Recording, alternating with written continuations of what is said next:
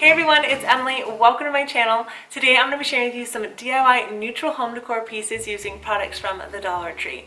Now, I love the way all these projects came out, and the best thing about it is that you can use them to decorate your home year-round. I'm trying to create more staple pieces that you guys can use, not just seasonal decor. And with that, I have a question for you. Would you like me to branch out and do a non-Dollar Tree specific video on neutral home decor pieces that are really easy DIYs but are a little bit nicer quality but still really affordable? Let me know down in the comments, and also give this video a thumbs up if that's something that you would like to see. So with that, if you haven't done so already, subscribe for more DIY and home decor related videos, and let's go ahead and get started. So for this DIY, you are going to want this cute sign, and I love the size of this. You're just going to want to remove the tag on the back and give it a light sand. I'm going in with the Waverly white chalk paint here, and I am going to cover the back part of this. I really like the Waverly brand paint because it's super thick and you typically only need one coat, but if you only have acrylic paint, just do 2 coats, you'll be just fine. Now I'm going in with the ink color, and this is basically just black, and I'm going to do the bottom part of the sign. Now I'm not going right up to the white part because we're actually going to be adding a little trim piece in between here, but just give that a good coat on. And then the next step is to take some wooden skewers, and I took 4 of these and then I laid them out, staggered them, and then just marked them with my pencil, and I just took my wire cutters and snipped off the ends. Next, you want to take either some super glue or some hot glue like I'm using, or you could use E6000, and you're going to press that on. And I did 4 of these, like I said, and I'm trying to figure out which one went where because, you know, as you go down, it slowly gets a little bit shorter and shorter. So add those trim pieces in. You can paint these if you wanted to, or just paint a stripe in this area, but I really like the texture that the wooden skewers give.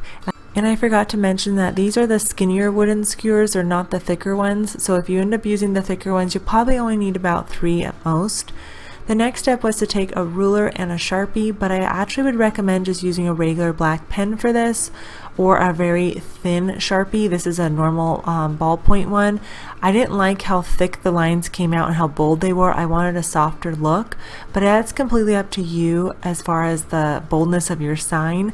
I did my lines about 1 inch apart, and then just to soften them up a bit, I just dry brushed a little bit of the Waverly paint on there just to cut out some of that boldness that was there.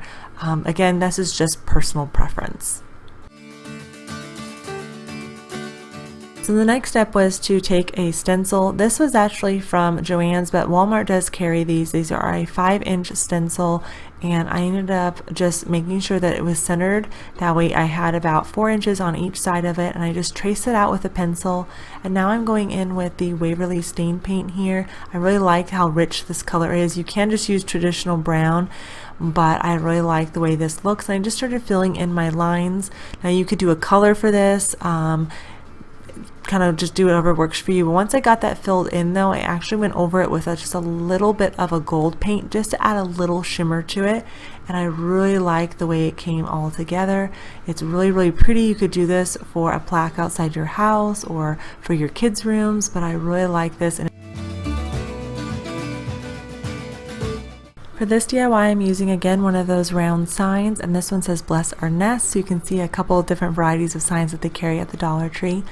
I'm taking my ruler and putting that at an angle and painting the white paint on. You can use painter's tape for this, but you can see where my hanging tie is at the top. So you just want to create an angle where you could go straight across like the last one. Then I took my Waverly stain paint here. You can just use a regular brown, or you can use actual stain for this, and paint that on. I forgot which direction I was going in, so I was trying to fix it because I wanted it at a certain angle. And then once I got enough paint on, I just took a napkin and rubbed that in, and it gave it a nice finish here. And then I was painting, my boys were painting. They really love to craft along with me, so I actually probably should get a bigger crafting table because of that. So next I took regular gold paint, and I just kind of lightly staggered this across. I was trying to create the wood grains that you see in wood, in natural wood. And so I was kind of staggering it, and then I was like, this isn't quite looking the way I wanted it to. So it's kind of like one of those things where you just kind of play with it and see until you get what you like. And then I took a sponge brush and just kind of rubbed that in to blend it a little bit better and make it a little bit softer. And then I ended up doing bigger dashes on it because I really liked the appearance that the gold added with the shimmer to it and stuff. So again, this is just an extra step. You don't have to do this. And then I went in at an angle, and again, I'm just adding a little bit more depth to the sign, which I really liked. And then I ended up writing on it welcome, and I just printed that out and traced it on and then painted it with a Sharpie. I think it looks really good, and I love this for a sign for the house all year round. For this DIY project, I am using a 4x6 frame from the Dollar Tree, and then I'm using these little stick-on half rounds. And I would suggest before you start adding these on that you sand down any of the wording that is on your frame, because as I start to paint it, you'll understand why. So make sure you sand the frame first and then do this step. These are really sticky. They work really well. You can add a little bit of super glue if you wanted to, but I don't find that necessary because you're not going to be picking at your frame. So I just went around the border and applied that all the way around, and you can trim it off really easily. And then I went ahead and sprayed it white.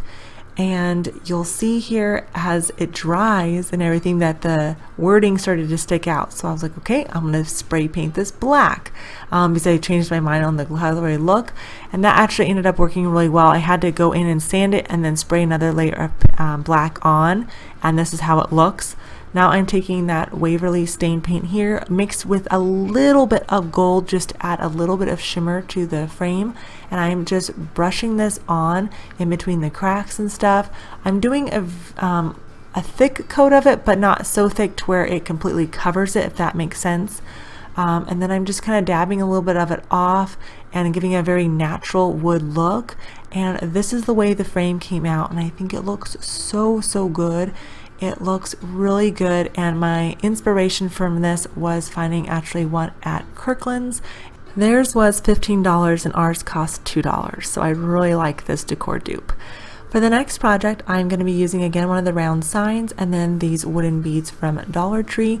Now, the only thing about this is that they come in a pack that has multiple sizes, and you'll have to pick out every single one of them. I ended up putting them halfway around and ran out of the same size, so I ended up just using the wooden beads that I got from Amazon, and I stuck those all the way around.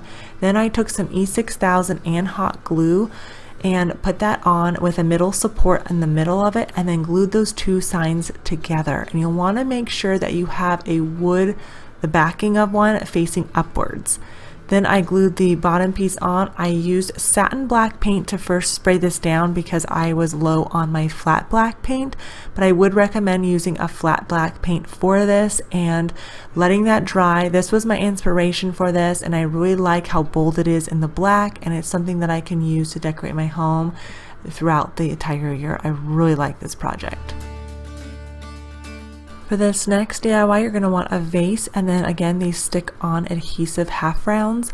You can see that I'm using very similar products in all of the DIYs, so hopefully that'll help you in being able to create these.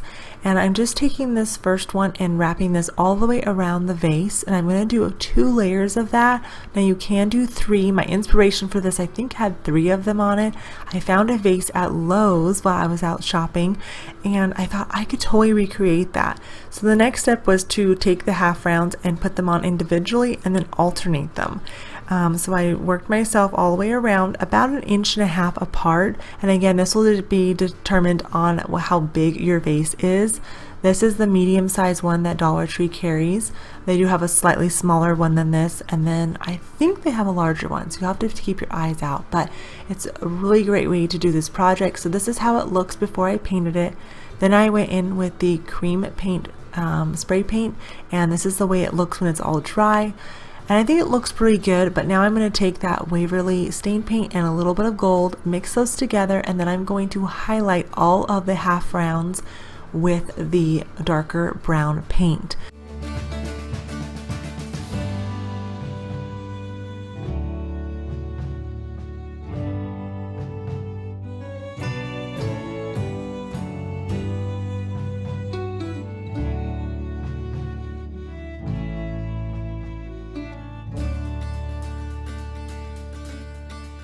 went in and just kind of layered in a little bit of the black paint, dry brushing it on a little bit, adding a little bit of texture to it because it needs to be like it's brushed on kind of look.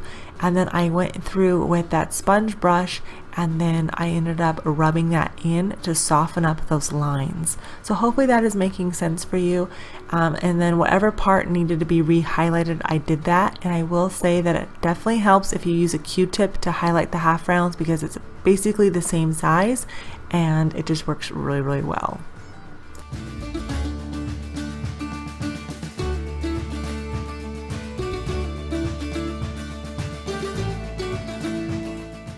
I will say that mine turned out a little bit darker than the one that I saw at Lowe's, but overall I really like the way the project came out. I think the shape is very similar and so is the look, and I cost $2 to make mine versus the $15 they wanted at the store.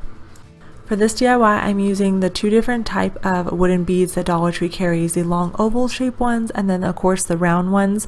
I tried to pick out a couple of the smaller ones. You can see that I've already painted some of these for another project, but I put them on a wooden skewer and it wouldn't quite fit, so I had to cut that skewer in half and then they slid right on. And the reason I'm doing this is because I'm going to spray paint these, and I find that if you lay them down then you're going to have drip marks and everything, so it's better if you put them on a skewer. That way you can just stick it into a piece of styrofoam that you'll see here in a second and then you can easily spray it. But I just alternated mine because that's what I plan on doing for the project.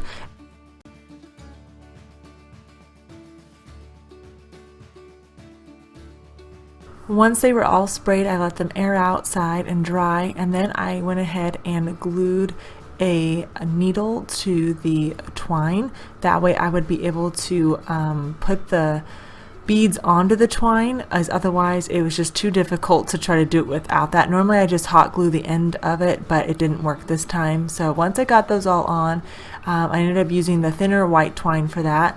Now I'm going to use the thicker like burlap twine that Dollar Tree carries, and I'm just going to wrap that around my 4 fingers. And this is only about 3 inches or so long, and then I'm going to wrap that around and tie a knot in that, and then I'm going to wrap around the base, top base of it. That way it makes a nice little tassel, and then you're going to cut that off and glue that on, and then you're pretty much done. You're going to put one of those on each end, and this is how the beaded garland turned out. I really like the 2 different shapes of wood pieces on there, and I got the inspiration off of Instagram. So let me know which one was your favorite, and make sure you give this video a thumbs up if you enjoyed seeing more neutral home decor staples. If you want to see more of those, make sure you are subscribed. I do have some room makeovers coming out soon, so make sure you have your notification bell on. Thank you all so much for being here and watching, and I will see you all in the next one.